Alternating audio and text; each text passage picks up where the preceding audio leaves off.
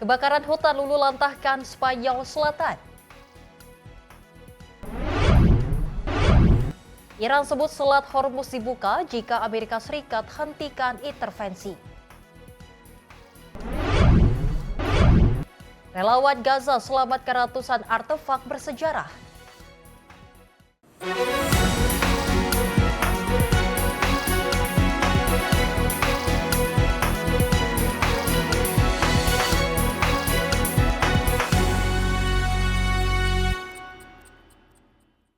Halo pemirsa, sorotan dunia kembali hadir menemani Anda dengan beragam informasi peristiwa dan isu global dari mancanegara. Bersama saya Sally Sregar, ini dia sorotan dunia selengkapnya. Pemirsa, kita awali informasinya di mana suasana meriah Festival Salsa di kota Toronto, Kanada berubah menjadi kepanikan setelah terjadi penembakan yang menewaskan 2 orang dan melukai 6 lainnya. Para pengunjung berlari menyelamatkan diri saat suara tembakan terdengar di lokasi acara.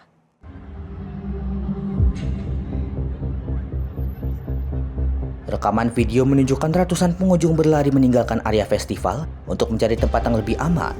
Kepanikan terlihat saat warga berusaha menjauh dari sumber tembakan. Tidak lama setelah insiden terjadi, sejumlah ambulans dan mobil polisi datang ke lokasi untuk memberikan pertolongan kepada para korban sekaligus mengamankan area kejadian.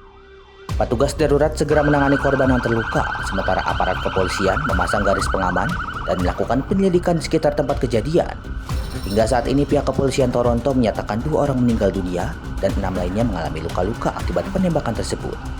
Penyelidik masih mencari pelaku serta mendalami motif di balik insiden mematikan itu.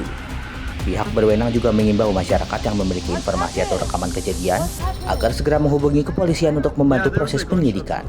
Tim redaksi Simpo TV melaporkan. Kecelakaan maut terjadi di kota Vina del Mar, Chili. Sebuah mobil yang dikemudikan anggota Angkatan Laut Chili di luar jam dinas menabrak pasar rakyat, menyebabkan 6 orang tewas dan 7 lainnya terluka.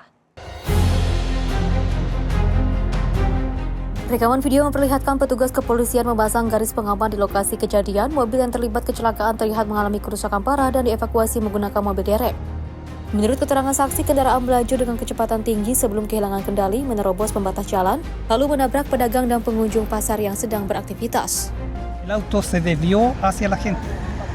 El auto pasó la solera y arrastró toda la gente hacia allá. Ya, y después se sintió un estruendo, seguramente parece que chocó con un toldo, no sé con qué, ya después quedó deterioro. Pero también tengo otras versiones de otras personas que dicen que al auto lo chocaron por atrás. Ya, eso yo no lo puedo corroborar porque yo no lo vi. 3 perempuan dan 3 laki-laki dilaporkan meninggal dunia dalam insiden ini, sementara 7 korban lainnya dilarikan ke rumah sakit Dr. Gustavo Fricke dan dilaporkan tidak mengalami kondisi yang mengancam jiwa. Kepolisian Chili menyatakan pengemudi merupakan seorang kopral angkatan laut yang sedang tidak bertugas. Ia telah diamankan dan menjalani tes alkohol, sementara kejaksaan membuka penyelidikan untuk mengetahui penyebab pasti kecelakaan. Angkatan Laut Chili juga menyampaikan belasungkawa kepada keluarga korban serta menyatakan akan bekerja sama sepenuhnya dalam proses penyelidikan yang tengah berlangsung. Tim redaksi Simpo TV melaporkan. Pemirsa, gunung berapi Popocatépetl di Meksiko kembali menunjukkan peningkatan aktivitas vulkanik. Dalam 24 jam terakhir, gunung ini tercatat mengeluarkan puluhan semburan berintensitas rendah yang membawa uap air, gas vulkanik, dan abu ke udara. Rekaman video dari kawasan Tamakas, negara bagian Puebla, memperlihatkan kepulan asap tebal membumbung dari kawah gunung Popocatépetl dan juga bergerak ke arah barat. Pusat Nasional Pencegahan Bencana Meksiko atau CANPRAID melaporkan selama 24 jam terakhir terjadi 80 kali semburan berintensitas rendah dari gunung tersebut. Selain itu, otoritas juga mencatat aktivitas getaran vulkanik berdurasi 4 menit dengan frekuensi tinggi dan juga amplitudo rendah. Meski demikian, status gunung Popocatépetl masih berada pada level siaga kuning fase 2 yang menandakan gunung dalam kondisi aktif namun belum menunjukkan tanda-tanda erupsi besar dalam waktu dekat. Pihak berwenang juga mengingatkan aktivitas saat ini masih berpotensi menyebabkan hujan abu serta lontaran material pijar di sekitar kawah. Warga dan wisatawan pun juga diminta mematuhi larangan memasuki zona berbahaya dalam radius 12 km dari kawah demi menghindari risiko yang dapat ditimbulkan oleh aktivitas vulkanik. Popocatépetl juga merupakan salah satu gunung berapi paling aktif di Meksiko dan terletak di antara negara bagian Puebla Morelos serta negara bagian Meksiko. Tim redaksi Simpo TV melaporkan.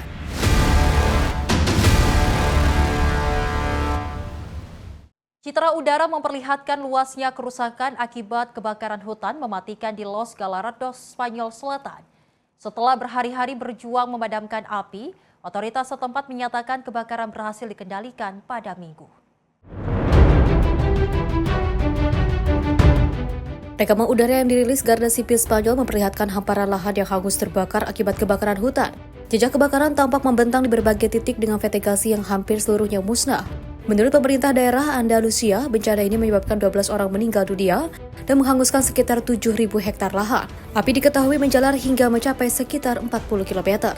Sekitar 1.000 warga yang sempat dievakuasi kini mulai diizinkan kembali ke rumah masing-masing secara bertahap. Meski demikian, petugas pemadam kebakaran masih terus melakukan pengawasan untuk mencegah munculnya titik api baru. Petugas juga terus mengamankan perimeter kawasan terbakar serta menyisir lokasi untuk memastikan tidak ada lagi titik panas yang dapat memicu kebakaran susulan. Kebakaran mulai terjadi pada Kamis di Provinsi Almeria dan dengan cepat meluas akibat tiupan angin kencang.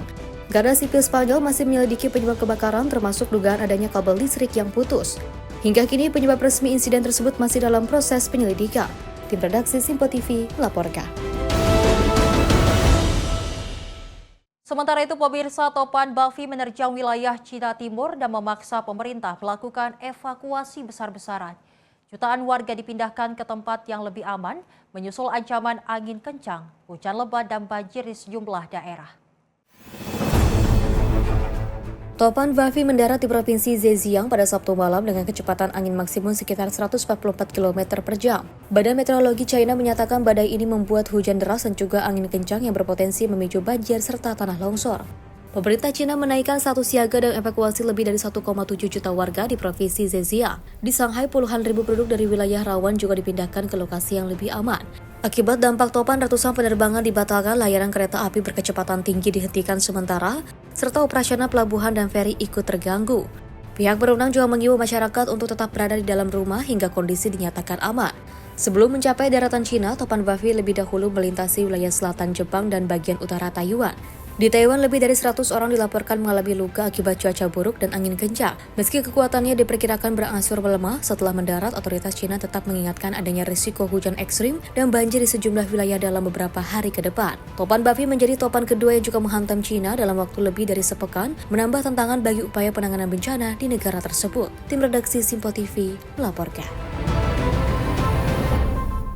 Warga di kota Hangzhou, wilayah otonom Guangxi, Cina Selatan, mulai membersihkan rumah mereka dari lumpur tebal setelah banjir besar melanda kawasan tersebut. Banjir dipicu jebolnya waduk Liulan saat badai tropis Maisak menerjang wilayah tersebut. Rekaman video memperlihatkan lantai rumah yang masih tertutup lumpur tebal di desa Liulan. Perabotan rumah tangga yang rusak dan tumpukan puing terlihat di depan rumah. Sementara warga bergotong royong membersihkan sisa banjir menggunakan sekop dan sapu. Desa Liulan menjadi salah satu wilayah pertama yang terdampak setelah waduk Liulan jebol pada Senin waktu setempat, mengirimkan gelombang banjir ke pemukiman di area hilir. Desa Dutian yang berada di sekitarnya juga mengalami kerusakan akibat terjangan air. Di lokasi lain, tim penyelamat masih mengevakuasi warga menggunakan perahu, sementara alat berat diterjunkan untuk membersihkan lumpur yang menutup akses jalan dan mempercepat pemulihan infrastruktur. Hingga kini petugas darurat terus menyalurkan makanan, air bersih dan kebutuhan pokok bagi warga terdampak. Pemerintah setempat juga berupaya memulihkan pasokan listrik, memperbaiki jalan, serta mengembalikan layanan dasar di wilayah terdampak. Otoritas Cina menyatakan banjir akibat badai tropis Maisak telah menyebabkan 39 orang meninggal dunia dan 9 orang lainnya masih dinyatakan hilang. Sementara itu, sekitar 130.000 warga telah dievakuasi dari berbagai daerah di Guangxi. Tim redaksi Simpo TV melaporkan. Kebakaran besar melanda hutan di Provinsi Almeria, Spanyol Selatan dan menewaskan 11 orang.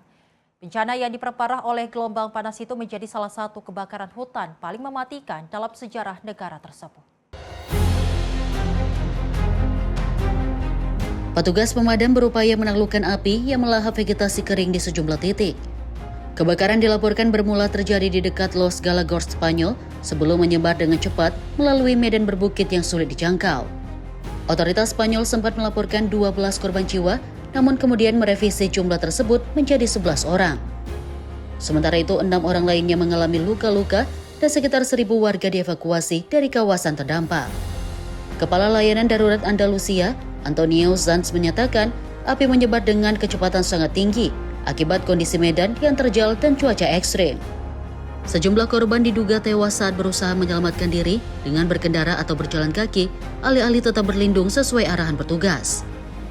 Sekitar 150 petugas pemadam diterjunkan untuk menangani kebakaran tersebut dengan dukungan personel dan kendaraan dari unit darurat militer Spanyol. Hingga kini api telah membakar lebih dari 3.150 hektar lahan. Pihak berwenang masih menyelidiki penyebab kebakaran. Meski sejumlah saksi menduga api berawal dari kabel listrik yang jatuh ke vegetasi kering, otoritas belum memberikan konfirmasi resmi. Kebakaran terjadi saat wilayah Spanyol Selatan dilanda gelombang panas dengan suhu melampaui 40 derajat Celcius. Kondisi cuaca kering dan angin kencang memperbesar resiko penyebaran api secara cepat. Tim redaksi Simpo TV melaporkan. Dari pemerintah El Salvador mendirikan rumah sakit lapangan di negara bagian La Guaira, Venezuela untuk membantu korban gempa bumi berkekuatan 7,2 dan 7,5 magnitudo yang mengguncang negara itu pada 24 Juni lalu. Fasilitas ini menjadi bagian dari bantuan kemanusiaan bagi para penyintas bencana, termasuk hewan-hewan peliharaan.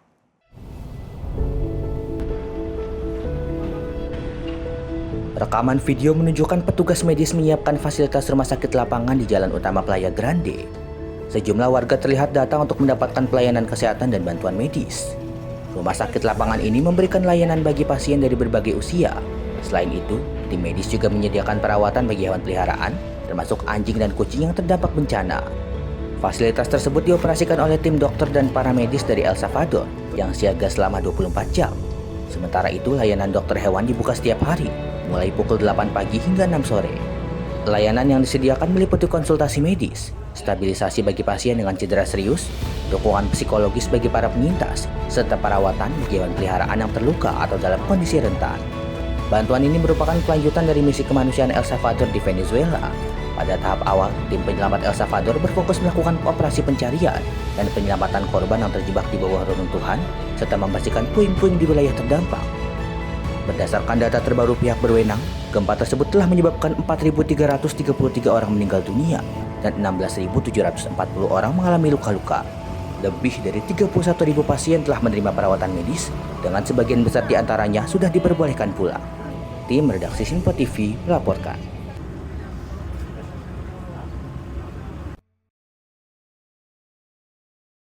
Drone menjadi sarana distribusi bantuan yang krusial bagi warga terdampak banjir di wilayah otonom Guangxi, Cina Selatan. Saat jalur darat dan sungai terputus akibat banjir, pengiriman melalui jalur udara menjadi solusi untuk menjangkau permukiman yang terisolasi. Rekaman video dari kota Yunbiao di wilayah Hangzhou memperlihatkan drone mengangkut air minum, makanan dan pasokan medis darurat bagi warga yang masih terjebak di tengah banjir. Banyak permukiman mengalami pemadaman listrik dan terputus dari akses logistik setelah infrastruktur terendam air. Operasi distribusi ini melibatkan kolaborasi antara perusahaan teknologi drone dan ratusan relawan yang membentuk tim angkutan udara secara swadaya. Mereka mengkoordinasikan permintaan bantuan melalui grup komunikasi dan mengirimkan logistik segera setelah menerima laporan dari lokasi terdampak. Menurut para relawan, kondisi jalan yang rusak dan lokasi desa yang terpencil membuat pengiriman melalui perahu memerlukan waktu 2 hingga 3 jam untuk satu perjalanan pulang pergi. Sementara itu, drone dapat menyelesaikan rute yang sama dalam waktu 3 hingga 10 menit dengan muatan mencapai 100 kg setiap penerbangan. Banjir besar di Guangxi dipicu oleh hujan deras yang dibawa oleh topan Masyak. Curah hujan ekstrim menyebabkan sungai meluap, serta memicu jebolnya sejumlah waduk dan tanggul sehingga memaksa puluhan ribu warga meninggalkan tempat tinggal mereka. Hingga kini dilaporkan sekitar 130.000 orang telah dievakuasi. Otoritas setempat masih berupaya memulihkan pasokan listrik, membuka kembali akses jalan, dan menyalurkan bantuan kemanusiaan ke seluruh wilayah yang terdampak. Tim redaksi Simpo TV melaporkan. Sementara itu, pemirsa, pihak keluarga korban kerusuhan berdarah di penjara Negombo, Sri Lanka menerima jenazah para petugas dan narapidana yang tewas. Di tengah suasana duka, penyelidik masih berupaya mengungkap penyebab pasti insiden yang menelan puluhan korban jiwa tersebut. Peti jenazah 7 petugas penjara yang diselimuti bendera dibawa menuju penjara Welikada di Colombo untuk mendapatkan penghormatan terakhir. Para petugas, pejabat, dan keluarga yang berduka turut mengantarkan prosesi sebelum jenazah diserahkan kepada masing-masing keluarga. Di sisi lain, jenazah 19 narapidana yang meninggal dalam kerusuhan juga telah diserahkan kepada pihak keluarga setelah menjalani proses otopsi di Negombo. Pemerintah Sri Lanka menyatakan, kerusuhan bermula pada 5 Juli dan memuncak sehari kemudian. Hasil penyelidikan awal menunjukkan ketegangan dipicu oleh dugaan upaya penyelundupan narkoba yang melibatkan sekelompok narapidana. Situasi kemudian berubah menjadi bentrokan antar kelompok narapidana dan petugas penjara. Pihak berwenang menyebut, petugas diserang menggunakan batu dan tongkat, sehingga terpaksa melepaskan tembakan setelah sejumlah senjata api dikuasai narapidana. Hingga kini penyelidikan masih dilakukan oleh kepolisian, otoritas pemasyarakatan, serta komite independen yang dibentuk atas persetujuan kabinet untuk mengungkap penyebab dan tanggung jawab atas insiden tersebut. Media lokal melaporkan jumlah korban tewas meningkat menjadi 28 orang, yang terdiri dari 8 petugas penjara dan 20 narapidana. Sementara itu lebih dari 100 orang lainnya dilaporkan mengalami luka-luka. Tragedi ini kembali menyoroti masalah kronis kelebihan kapasitas penjara di Sri Lanka. Penjara Negombo disebut menampung hingga 2.600 narapidana, jauh melebihi kapasitas ideal yang hanya sekitar 650 orang. Tim redaksi Sinpo TV melaporkan. Pemirsa, informasi menarik lainnya akan kami hadirkan usai jeda. Tetaplah bersama kami di Sorotan Dunia.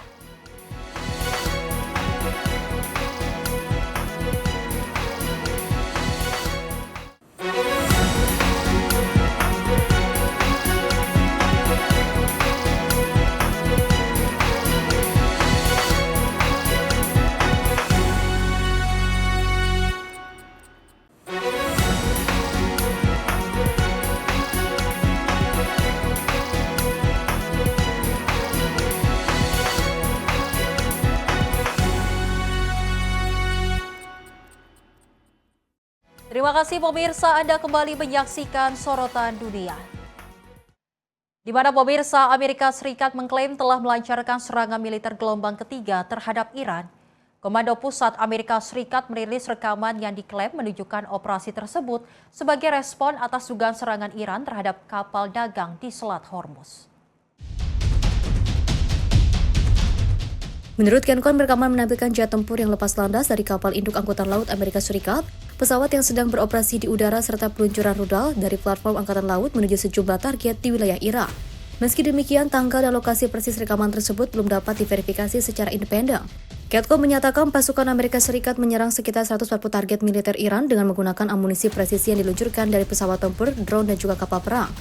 Target yang dihantam meliputi fasilitas rudal dan drone, kemampuan Angkatan Laut, gudang penyimpanan amunisi, jaringan komunikasi, serta pos pengawasan di wilayah pantai. CENTCOM menyebut operasi terbaru ini menjadikan total lebih dari 300 target militer Iran telah dihantam dalam rangkaian operasi yang diklaim bertujuan melemahkan kemampuan Iran menyerang kapal-kapal sipil di Selat Hormuz. Militer Amerika Serikat juga mengatakan operasi pengamanan mereka telah membantu lebih dari 800 kapal komersial dan sekitar 400 juta barel minyak mentah melintasi jalur pelayaran strategis tersebut. Ketegangan antara Washington dan juga Teheran kembali meningkat setelah Amerika Serikat sebelumnya menyerang sekitar 90 target militer Iran. Iran kemudian membalas dengan serangan rudal dan drone yang juga menargetkan fasilitas militer Amerika Serikat di Bahrain, Kuwait, Qatar, dan Yordania. Washington menyatakan tindakan itu dilakukan setelah Iran diduga telah melanggar gencatan senjata dengan menyerang 3 kapal dagang di Selat Hormuz. Di sisi lain, Ketua Parlemen Iran Mohammad Bagher Ghalibaf menuduh Amerika Serikat melakukan pelanggaran besar terhadap nota kesepahaman yang ditandatangani kedua negara pada 17 Juni lalu. Sejak penandatanganan kesepakatan tersebut, kedua pihak terus saling menuduh melanggar gencatan senjata sehingga menimbulkan keraguan atas kelanjutan proses negosiasi yang sebelumnya diharapkan dapat meredakan konflik. Tim redaksi Sinpo TV melaporkan.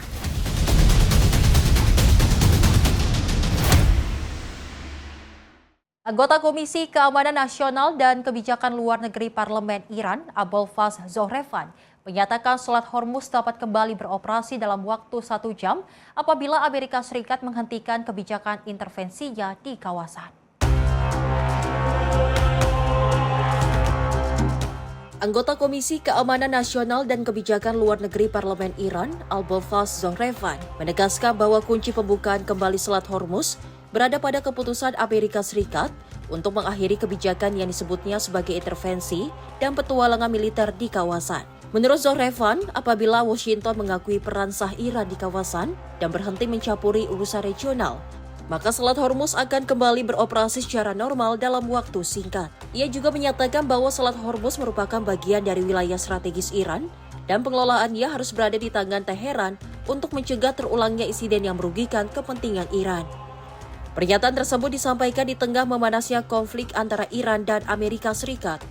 Komando Pusat Militer Amerika Serikat sebelumnya mengumumkan serangan baru ke sejumlah target di Iran, termasuk fasilitas rudal, drone, gudang amunisi, dan sistem pengawasan pantai. Washington menyatakan serangan itu dilakukan setelah Iran menyerang kapal kargo berbendera Siprus yang melintasi Selat Hormuz. Sebagai balasan, Korps Garda Revolusi Islam Iran mengaku menargetkan pangkalan udara Al-Udeid di Qatar dan pangkalan Pangeran Hassan di Yordania. Korps Garda Revolusi Islam Iran juga menyatakan menutup Selat Hormuz hingga pemberitahuan lebih lanjut. Dalam wawancara tersebut, Zohrevan juga menyinggung kemungkinan perubahan doktrin nuklir Iran. Menurutnya, serangan terhadap fasilitas nuklir Iran meski berada di bawah pengawasan Badan Energi Atom Internasional membuat banyak warga mempertanyakan manfaat keanggotaan Iran dalam perjanjian non-proliferasi nuklir atau NPT. Ia menegaskan bahwa Iran perlu mempertimbangkan keluar dari NPT jika tekanan dan serangan terhadap negaranya terus berlanjut. Tim redaksi Simpo TV melaporkan. Kementerian Pertahanan Rusia mengumumkan Angkatan Bersenjata Rusia melancarkan serangan terhadap target di pelabuhan Kornofox, wilayah Odessa. Moskow mengatakan operasi ini dilakukan untuk melembahkan kemampuan logistik militer Ukraina di kawasan Laut Hitam. Rekaman drone yang dirilis Kementerian Pertahanan Rusia memperlihatkan sejumlah kapal yang tengah berlabuh di dermaga pelabuhan Kornomox, namun tanggal pasti pengambilan gambar tersebut belum dapat diverifikasi secara independen. Menurut Kementerian Pertahanan Rusia, serangan dilakukan menggunakan UAV Grand Force Tiger. Moskow mengklaim drone tersebut menghantam sebuah kapal penangkap ikan yang disebut telah dimodifikasi untuk meluncurkan perahu tanpa awak. Rusia juga mengatakan serangan menargetkan sebuah kapal patroli, feri, dan kapal kargo kering yang berada di kawasan pelabuhan. Kementerian Pertahanan Rusia menyatakan operasi tersebut bertujuan mengurangi kemampuan Ukraina dalam mengangkut senjata dan peralatan militer di zona operasi Laut Hitam. Selain menargetkan kapal, Angkatan Bersenjata Rusia juga diklaim menyerang infrastruktur di Odessa dan juga wilayah sekitarnya yang digunakan untuk bongkar muat perlengkapan militer termasuk fasilitas penyimpanan barang, bahan bakar, dan pelumas. Konflik Rusia dan Ukraina telah berlangsung sejak Februari 2022 saat Moskow melancarkan operasi militer setelah mengakui kemerdekaan Republik Rakyat Donetsk dan juga Lugansk. Rusia menyatakan langkah tersebut dilakukan karena Ukraina dinilai gagal melaksanakan kesepakatan Minsk serta menuntut jaminan bahwa Ukraina tidak akan bergabung dengan NATO. Di sisi lain juga pemerintah Ukraina menyebut tindakan Rusia sebagai invasi. Presiden Volodymyr Zelensky memberlakukan darurat militer sementara Uni Eropa dan Amerika Serikat menjatuhkan serangan sanksi terhadap Moskow. Tim redaksi Simpo TV melaporkan. Pemirsa, ratusan warga menggelar aksi marka di kota Przemyśl, Polandia untuk memperingati pembantaian Volhynia tahun 1943. Mereka menuntut pemerintah Ukraina menyampaikan permintaan maaf dan memberikan kejelasan mengenai para korban yang tewas dalam peristiwa tersebut.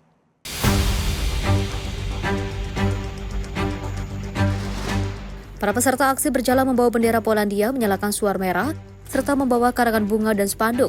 Aksi ini digelar untuk mengenang ribuan warga Polandia yang menjadi korban pembantaian di wilayah Volhynia pada masa Perang Dunia Kedua. Penyelenggaraan aksi menyatakan Ukraina harus mengakui kejahatan masa lalu, melakukan ekshumasi terhadap para korban, serta menghentikan penghormatan terhadap tokoh nasionalis Stepan Bandera yang juga dianggap bertanggung jawab atas pembantaian tersebut. Każdy człowiek ma prawo do pochówku, nawet bandyta. Nawet Stefan Bandera ma swój grób. Nasi rodacy grobów nie mają. I dzisiaj z tego miejsca domagamy się twardej, stanowczej polityki wobec Ukrainy. Peringatan tragedi Volhynia digelar di berbagai kota di Polandia untuk mengenang peristiwa Bloody Sunday pada tahun 1943. Pemerintah Polandia menggolongkan pembantaian yang dilakukan Organisasi Nasionalis Ukraina atau UON dan juga Tentara Pemberontak Ukraina atau UPA sebagai tindakan genosida. Sementara Ukraina menyebutnya sebagai tragedi Volhynia dan juga menilai peristiwa itu merupakan bagian dari konflik bersenjata pada masa perang. Perbedaan pandangan mengenai sejarah tersebut kembali memanas setelah Presiden Ukraina Volodymyr Zelensky memberikan nama kehormatan kepada satuan militer yang terkait dengan UPA. Sebagai respon, Presiden Polandia Karol Nawrocki juga menarik kembali penghargaan negara yang pernah diberikan kepada Zelensky. Tim redaksi Simpo TV melaporkan.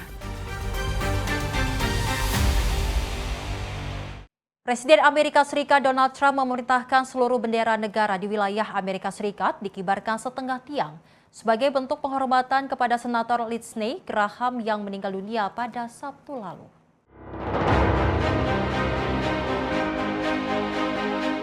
Bendera Amerika Serikat di Gedung Putih berkibar setengah tiang pada Minggu waktu setempat. Melalui akun Truth Social, Donald Trump meminta seluruh bendera di Amerika Serikat diturunkan hingga setengah tiang sebagai penghormatan terakhir untuk Lindsey Graham.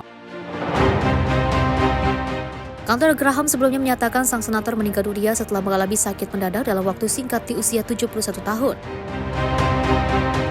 Lindsey Graham merupakan senator dari Carolina Selatan yang telah menjabat sejak tahun 2003 dan dikenal sebagai salah satu sekutu terdekat Donald Trump dalam berbagai isu kebijakan luar negeri. Tim redaksi Simpo TV melaporkan.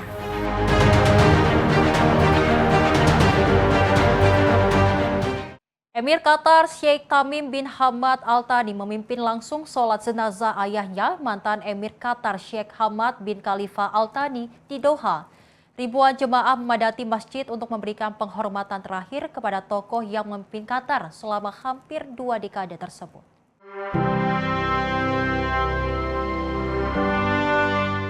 Ribuan warga Qatar memadati Masjid Imam Muhammad bin Abdul Wahab di Doha untuk mengikuti sholat jenazah mantan Emir Qatar Sheikh Hamad bin Khalifa Al Thani. Rekaman menunjukkan Emir Qatar Sheikh Tamim bin Hamad Al Thani bersama anggota keluarga pengusaha membawa peti jenazah Sheikh Hamad memasuki masjid yang penuh sesak oleh para pelayat. Setelah prosesi sholat jenazah, Sheikh Hamad dimakamkan di pemakaman Lusail sesuai keterangan Diwan Amiri Qatar.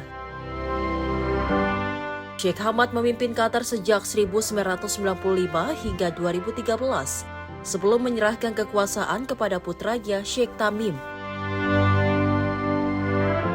Pemerintah Qatar mengumumkan Sheikh Hamad wafat pada Minggu pagi dalam usia 74 tahun dan menetapkan masa berkabung nasional selama 4 hari.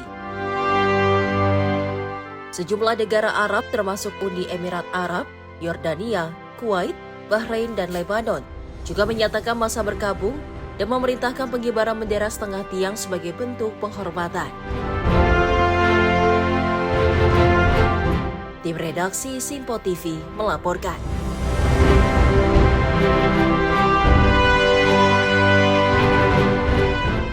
Dari Majelis Rakyat Suriah yang baru resmi memilih Abdul Hamid Al-Awwaq sebagai Ketua Parlemen dalam sidang perdana yang digelar di Damaskus. Pemilihan ini pemirsa menandai langkah baru dalam transisi politik Suriah pasca berakhirnya pemerintahan Bashar al-Assad.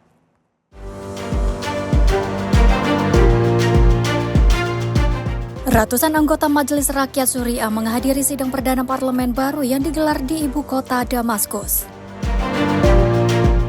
Dalam pemungutan suara yang diikuti 206 anggota, Abdul Hamid Al-Awwaq berhasil meraih 99 suara dan mengungguli 2 kandidat lainnya. Al-Awwaq dikenal sebagai mantan hakim dan akademisi hukum konstitusi yang sebelumnya terlibat dalam penyusunan deklarasi konstitusional Suriah. Pembukaan sidang ditandai pidato anggota tertua Majelis Osama Al-Assaf yang menyebut momen tersebut sebagai awal dari era baru bagi Suriah setelah bertahun-tahun dilanda konflik dan krisis politik. Majelis Rakyat yang beranggotakan 210 orang ini memiliki wewenang mengusulkan dan menyetujui undang-undang serta menyiapkan landasan bagi pemilu nasional dan konstitusi permanen di masa mendatang. Pemerintah transisi Suriah mengambil alih kekuasaan pada Desember 2024 dengan Presiden transisi Ahmad Al-Shara, komitmen membangun pemerintahan yang lebih inklusif dan representatif. Tim redaksi Simpo TV melaporkan.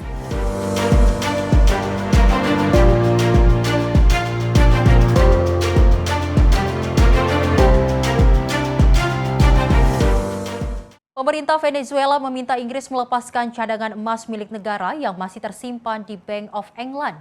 Dana tersebut diklaim akan digunakan untuk membantu pemulihan pasca 2 gempa besar yang melanda negara tersebut. Pemerintah Venezuela menyatakan akan mengirim surat kepada Raja Charles III agar cadangan emas milik Venezuela yang ditahan di Bank of England dapat segera dilepaskan. Wakil Presiden sementara Venezuela, Delcy Rodriguez, menegaskan emas tersebut merupakan aset rakyat yang sangat dibutuhkan untuk membiayai proses rekonstruksi dan membantu para korban gempa bumi yang terjadi pada 24 Juni lalu. Permintaan ini kembali menyoroti sengketa berkepanjangan mengenai sekitar 31 ton emas Venezuela yang masih tersimpan di Bank of England. Selama ini, pemerintah Inggris menolak menyerahkan aset tersebut karena tidak mengakui otoritas pemerintah Venezuela saat ini. Tenemos los recursos y he decidido enviar una carta, entre otros, al rey de Inglaterra para que liberen el oro que está retenido en el Banco de Inglaterra. Ese oro es de nuestro pueblo y ese oro debe estar para atender, las consecuencias terribles, trágicas. Selain kepada Inggris, Rodriguez mengaku juga telah berkomunikasi dengan Dana Moneter Internasional atau IMF untuk mengakses aset Venezuela yang masih diblokir. Pemerintah Venezuela menyatakan dana tersebut sangat dibutuhkan guna mempercepat pemulihan wilayah yang terdampak bencana. Tim redaksi Sinpo TV melaporkan. Kremlin menyatakan akan mengkaji pernyataan Presiden Amerika Serikat Donald Trump mengenai kemungkinan penerapan zona larangan terbang atau no-fly zone di atas wilayah Ukraina. Moskow menilai langkah tersebut dapat membuka peluang keterlibatan langsung pasukan NATO dalam konflik. Juru bicara Kremlin, Dmitry Peskov, menyatakan usul mengenai penerapan no-fly zone merupakan hal baru yang belum pernah dibahas sebelumnya. Menurut Peskov, apabila kebijakan itu diterapkan, maka pasukan NATO akan beroperasi langsung di wilayah Ukraina. Kondisi tersebut menurutnya berlawanan dengan tujuan operasi militer khusus yang dijalankan Rusia. Pernyataan ini muncul setelah Donald Trump dalam pertemuannya dengan Presiden Ukraina Volodymyr Zelensky di sela KTT NATO di Ankara menyebut Amerika Serikat siap menutup langit Ukraina jika diperlukan. Meski demikian, Peskov menilai Washington masih menunjukkan keinginan untuk mendorong penyelesaian damai. Meskipun di saat yang sama tetap melanjutkan pasokan senjata kepada Украина. У нас есть расхождение в позиции. Я вот в предыдущем ответе как раз говорил о неком дуализме в позиции Соединенных Штатов. То есть, с одной стороны, они продолжают поставлять вооружение, но в отличие от остальных стран, которые замешаны в этом конфликте, все-таки США сохраняет приверженность и сохраняет попытки как-то способствовать мирному процессу. Ну вот сквозь, наверное, призму вот такого отношения мы и расцениваем все заявления. Kremlin menegaskan setiap langkah yang berpotensi meningkatkan eskalasi konflik tidak akan membantu proses perdamaian. Moskow menyatakan akan terus mencermati sikap Washington seiring berkembangnya upaya diplomasi untuk mengakhiri perang di Ukraina. Tim redaksi Sinpo TV melaporkan. Dinas Keamanan Federal Rusia mengaku berhasil menggagalkan dugaan rencana pembunuhan terhadap seorang pejabat tinggi Kementerian Pertahanan Rusia di Moskow. Seorang pria yang diduga terlibat dalam plot tersebut telah ditangkap dan kini menghadapi tuduhan terorisme.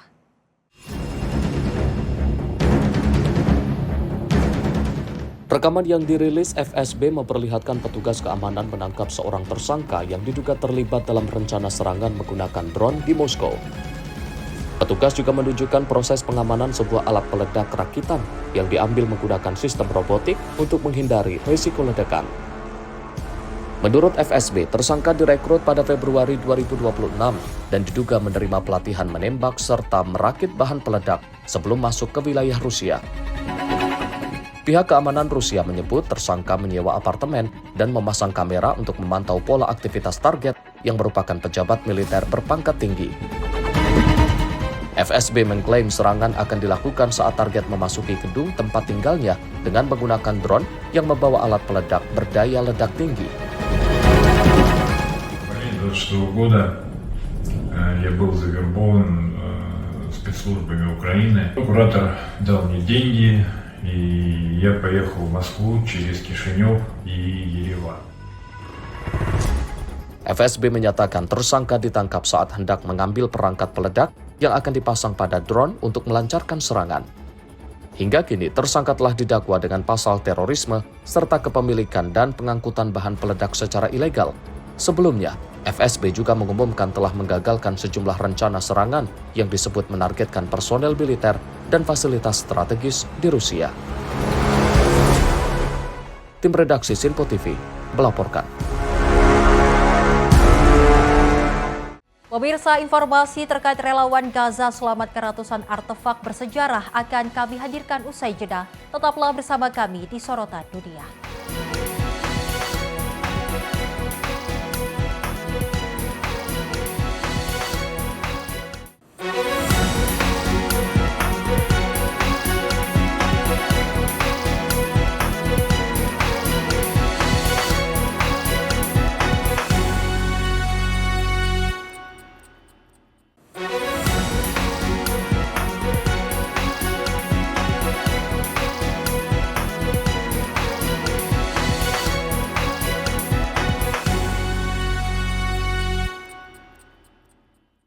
Anda kembali menyaksikan Sorotan Dunia pemirsa bersama saya Sely Sregar.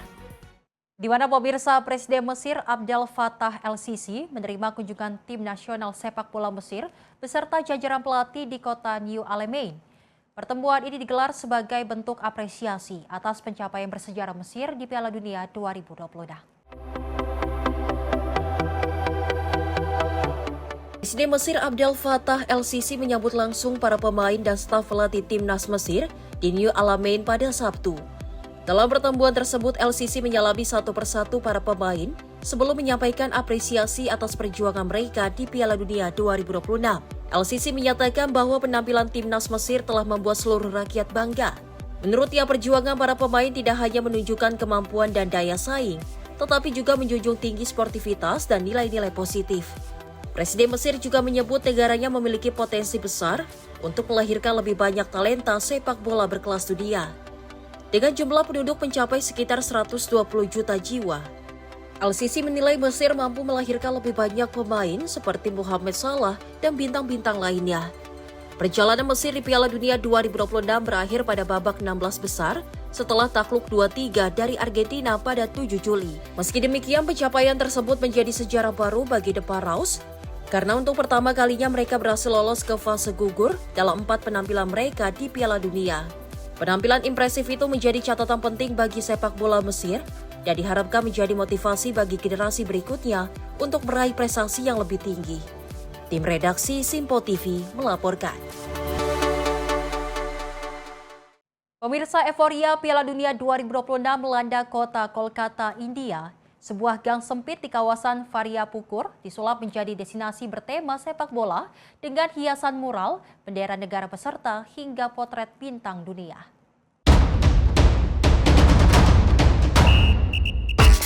Demam Piala Dunia 2026 terasa kuat di kota Kolkata, India. Sebuah gang di kawasan Faryapur berubah menjadi lokasi wisata bertema sepak bola yang menarik perhatian warga dan penggemar olahraga tersebut. Dinding-dinding gang dipenuhi mural berwarna-warni, potret bintang sepak bola dunia seperti Lionel Messi dan Cristiano Ronaldo, serta bendera negara-negara peserta Piala Dunia 2026. Pengunjung yang datang terlihat mengenakan jersey tim favorit, bermain sepak bola di sepanjang gang, berfoto di depan mural, dan mengabadikan momen di lokasi tersebut. Penggagas kegiatan menyebut berbagai dekorasi dan seni dinding dibuat sebagai bentuk perayaan Piala Dunia 2026 dengan semaksimal mungkin. Salah satu penggemar Messi mengaku sang bintang Argentina menjadi inspirasi yang membuatnya mulai menekuni sepak bola. Menurutnya, kemampuan Messi di atas lapangan selalu memukau para penggemar. Seluruh dekorasi dikreasikan oleh klub lingkungan Ganapati Sevadal bersama para relawan dan mahasiswa seni yang menghabiskan waktu berminggu-minggu untuk mengubah gang tersebut menjadi kampung sepak bola.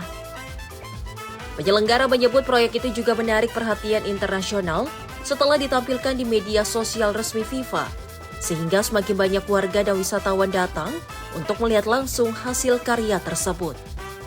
Tim redaksi Sinpo TV melaporkan.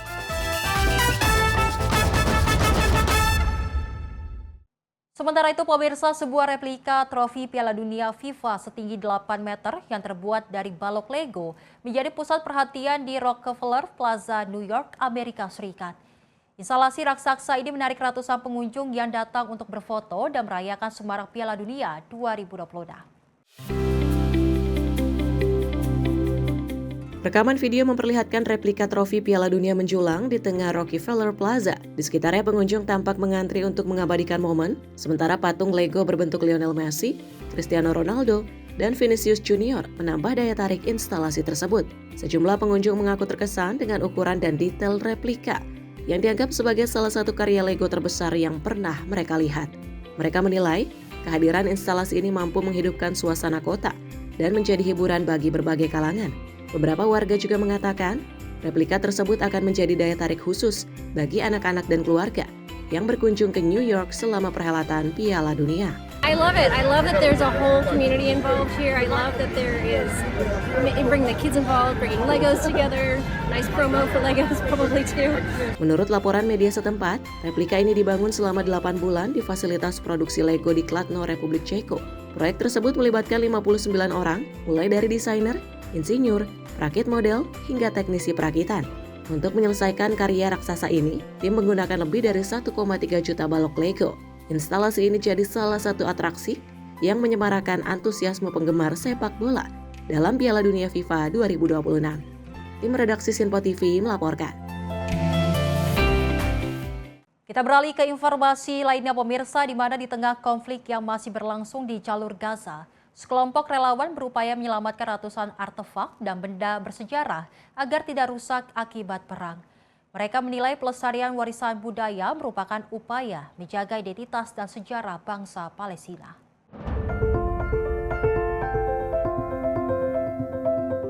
Sebuah tim relawan muda di Khan Yunis, jalur Gaza Selatan, berupaya menyelamatkan ratusan artefak dan benda bersejarah dari ancaman kerusakan akibat perang.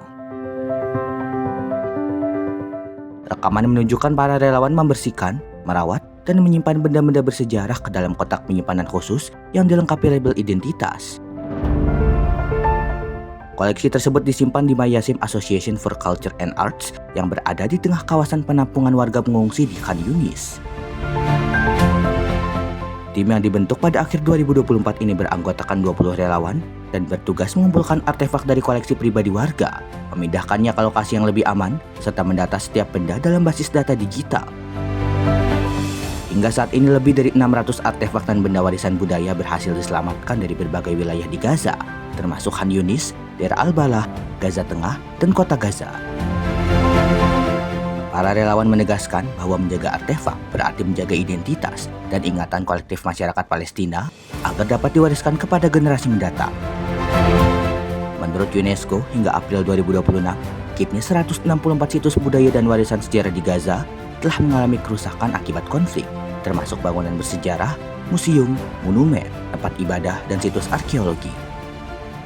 Tim redaksi Sinpo TV melaporkan.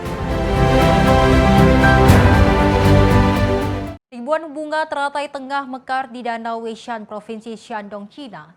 Hamparan bunga berwarna merah muda yang menutupi kawasan rawa menjadi daya tarik utama wisata musim panas.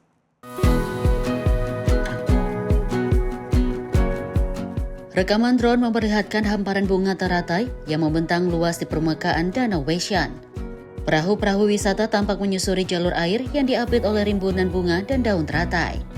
Sejumlah wisatawan mengaku terkesan dengan luasnya kawasan teratai yang belum pernah mereka lihat sebelumnya. Mereka menilai pemandangan dari atas perahu memberikan sensasi seolah berada di negeri dongeng.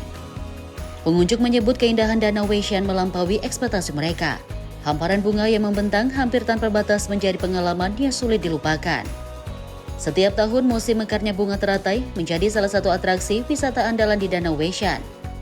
Pengelola kawasan menyediakan wisata perahu agar pengunjung dapat menikmati keindahan rawa teratai dari jarak dekat selama musim panas. Tim redaksi Sinpo TV melaporkan.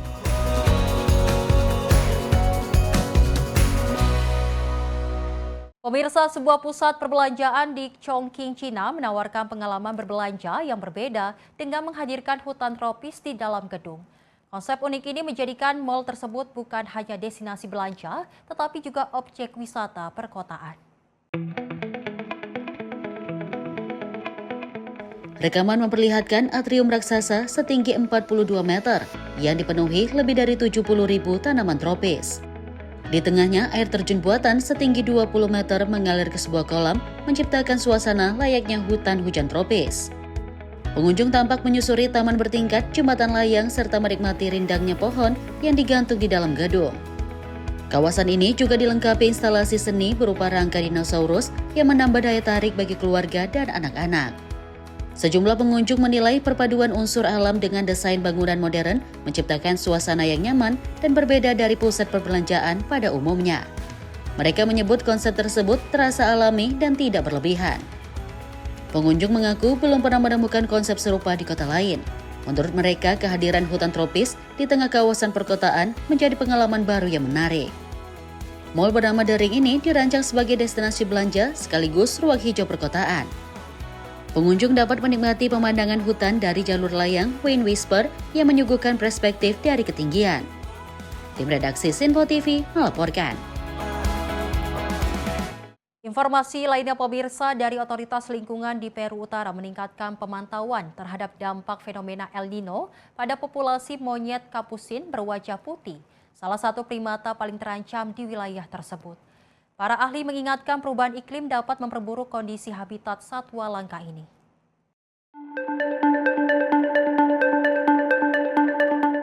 Rekaman memperlihatkan monyet kapusin berwajah putih beraktivitas di kawasan konservasi regional Angostura Faikal, Provinsi Toms, Peru. Kawasan hutan tropis ini menjadi salah satu habitat terakhir bagi spesies langka tersebut. Ahli satwa liar, Jose Rosilo menjelaskan, El Nino tidak mengancam monyet secara langsung. Namun curah hujan tinggi, banjir, serta perubahan kondisi vegetasi dapat mengganggu ketersediaan pakan dan memecah populasi yang sudah rapuh. Menurutnya, perubahan iklim dapat memengaruhi masa berbunga dan berbuah tanaman yang menjadi sumber makanan primata. Hujan lebat juga berisiko merobohkan pohon, sehingga habitat menjadi terfragmentasi dan menyulitkan pergerakan populasi monyet. Untuk mengantisipasi dampak tersebut, petugas kawasan konservasi rutin melakukan patroli dan pemantauan satwa liar.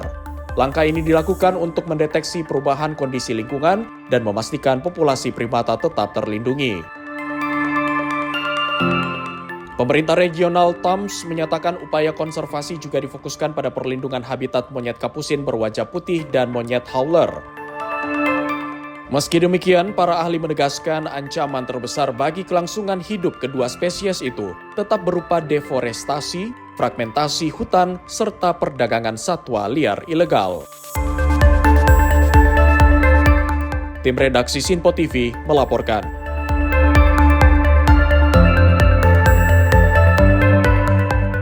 Pemirsa, informasi tadi sekaligus menutup jumpa kita kali ini dalam Sorotan Dunia. Saya Selis Regar, mewakili kru yang bertugas, pamit undur diri. Terima kasih dan sampai jumpa.